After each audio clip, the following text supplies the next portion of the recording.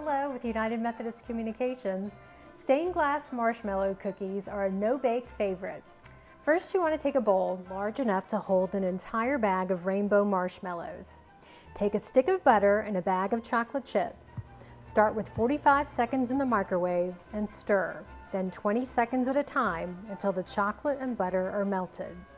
Stir in a teaspoon of vanilla and let the chocolate cool until it just starts to thicken. Stir in the rainbow marshmallows. Then take a sheet of wax paper about 2 feet long and sprinkle the middle with cookie crumbs or shredded coconut a few inches across. Onto this line, you're going to spoon the chocolate and marshmallow mixture and form this into a log. Sprinkle some more cookie crumbs on top and roll the ends of the paper to secure and pop this into the refrigerator to cool for at least 2 hours. After a couple of hours in the refrigerator, the chocolate should be set and our cookies are ready to cut.